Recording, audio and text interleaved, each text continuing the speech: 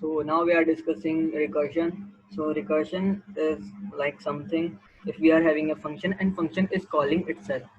So this is recursion. So let's understand with this example. So here we are having a function add, and in this function we will pass some argument. We are having one argument only, n number, and this is a number. So what we are going to do, we will add uh, till n numbers. So if we are having 10 numbers, like we are having n equal to 10, then we will add from 1 to 10 numbers. So this is how we are going to do uh, add 10 numbers with recursion. So let's do this. So we will say that if we are having n equal to 10 and equal to 10. So no, we are not saying n equal to 10. We will say n equal to 1 and then return n. So if we are having else, then else we will return n plus uh, add n minus 1.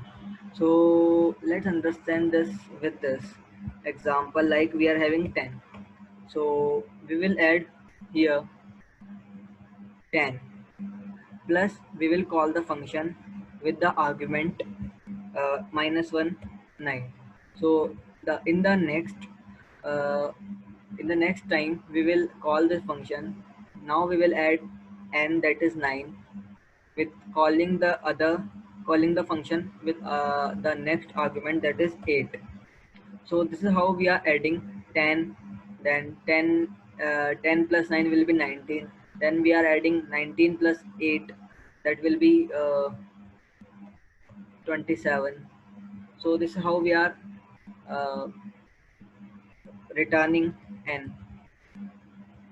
So if we print add 10 numbers, so output will be like this. So the counting of 1 to 10, from 1 to 10, if we count 1 to 10 and add these numbers, then it will be 55. If we add 5 numbers from 1 to 5, the output will be 15. So here this is how we are doing the recursion. So can we do uh, factorial? Can we find factorial using recursion? So pause the video and try to do it yourself. How can we find factorial of n numbers using recursion? So let's do this. We are having the function fact of n. So we are saying that, let's understand this. So we are saying that we want to find factorial of 5. So factorial of 5 is equals to 20. We know that. So if we find the factorial of 5, we need to say 5 into 4 into 3 into 2 into 1. So this will be factorial of 5. So we can say that we are having n, then n minus 1, then n minus 2.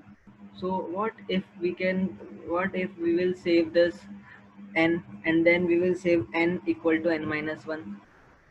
So here now the new n will be here n will be 5, here new n will be 4.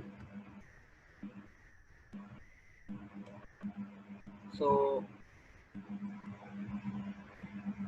if we say here n is equals to n minus 1 is equals to 4, so what will be the new n if we do the same thing uh, like n minus 1 here? So now we are doing n is equals to n minus 1. So as we know that the last n was 4, so the now the n minus 1 will be 3. So here we can do this. So if we are having n is equals to 1, then we are printing. So we are having n is equals to this. If we find n, then we will print n. So if we are not having n is equals to 1, then we will return n into fact of n minus 1, and else return n. So now we can see in the statement we are saving n is equals to n into factorial of uh, n minus 1. So we can say that n will be 5 into factorial of 4.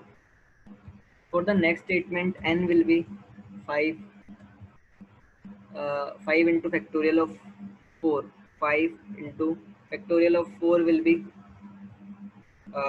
then 4 into factorial of 3. So this is how we can see this example. So now let's run this. So we have done with our function.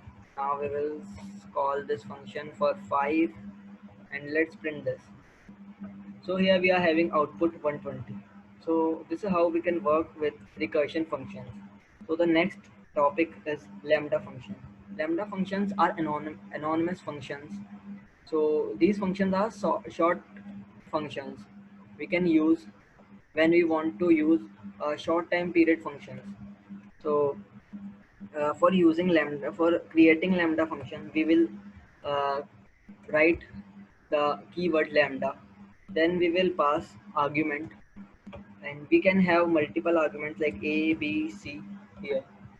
So we are having 3 arguments, and we can only write one expression for lambda function, like we are saying a plus b plus c.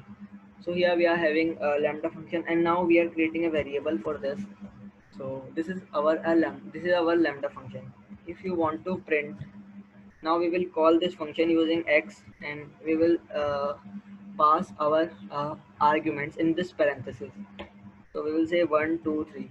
So if we print this, then the output will be addition of these 3 arguments 1 2 3. So the answer is 6. We can have multiplication here, a into b into c. So if we print this, the answer will be 6, because the multiplication is 6. Now we are having different output.